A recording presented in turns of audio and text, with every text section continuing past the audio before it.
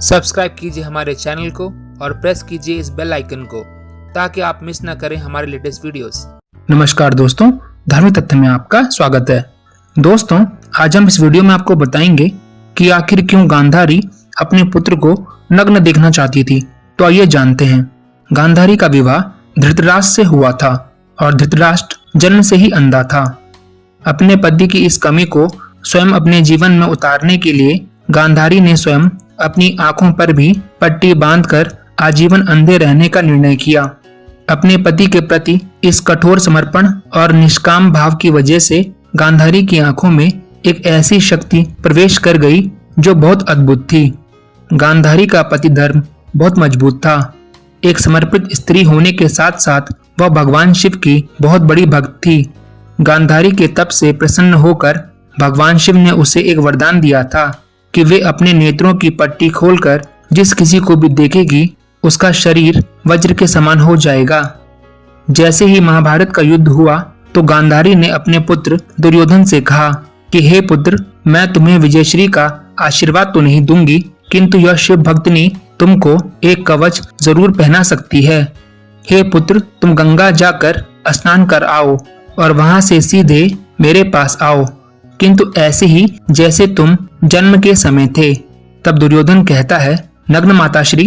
गांधारी कहती है, माँ के समक्ष कैसी लज्जा, जाओ स्नान करके निर्वस्त्र आओ।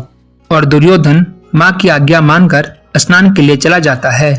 दुर्योधन गंगा में नहाने के बाद नग्न अवस्था में अपनी माता के शिविर में जा ही रहे थे कि उनकी मुलाकात रास्ते में भगवान श्री कृष्ण से होती है। भगवान श्री कृष्ण हंसते हुए कहते हैं, हे युवराज, आप और इस अवस्था में तुम अपने वस्त्र कहाँ भूल आए। यह सुनकर दुर्योधन घबरा जाता है। तब श्री कृष्ण कहते हैं, क्या तुम अपनी माता के पास इस दशा में जा रहे हो। तब दुर्योधन कहता है कि माताश्री का यही आदेश था। तब श्री कृष्ण कहते हैं, किंतु वो तुम्हारी माता है, उन्होंने अनेक बार तुम्हें गोद में लिया होगा। तुम तो पुत्र हो, लेकिन अब एक वयस्क पुत्र हो और कोई वयस्क अपनी माता के सामने नग्न नहीं जाता। यह कहते हुए भगवान श्री कृष्ण हंसते हुए वहां से चले जाते हैं। तब दुर्योधन सोच में पड़ जाता है और फिर वह अपने गुप्तांग पर केले के पत्ते लपेटकर माता गांधारी के समक्ष उपस्थित हो जाता है और कहता है कि माँ, मैं स्नान करके आ गया हूँ। तब गांधारी कहती है, मैं क्षण भर के लिए अपनी आंखों पर बंधी ये पट्टी खोलने जा रही हूँ। मैंने तुम्हारे भाइयों को तो नहीं देखा, पर तुम्हें आज देखूंगी। ऐसा कहकर गांधारी अपनी आंखों की पट्टी खोलकर दुर्योधन को देखती है तो उसकी आंखों से प्रकाश निकलकर दुर्योधन के शरीर पर गिरता है। बाद में गांधारी देखती है कि दुर्योधन ने तो अपनी जांघ और गुप्तांग छुपा रखा है।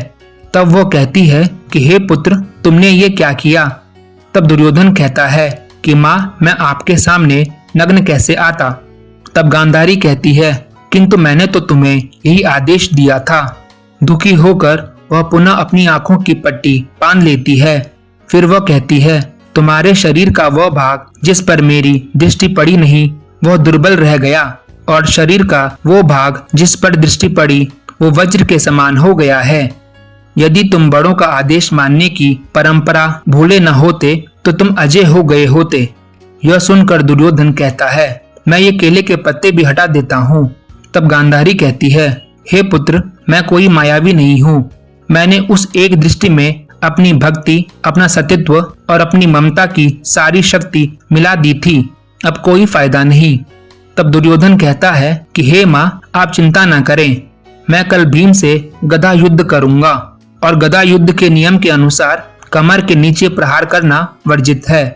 परिणाम स्वरूप महाभारत के युद्ध के दौरान भीम द्वारा दुर्योधन के जांघ के भाग पर वार करने से ही दुर्योधन की मृत्यु हो जाती है। तो दोस्तों, इस वीडियो में इतना ही। अगर आपको ये वीडियो अच्छा लगा हो तो इसे लाइक करें, शेयर करें एंड प्लीज सब्सक्राइब करना ना भूलें। हम आपके लिए ऐसी वीडियोस लेकर आते रहेंगे। नमस्कार।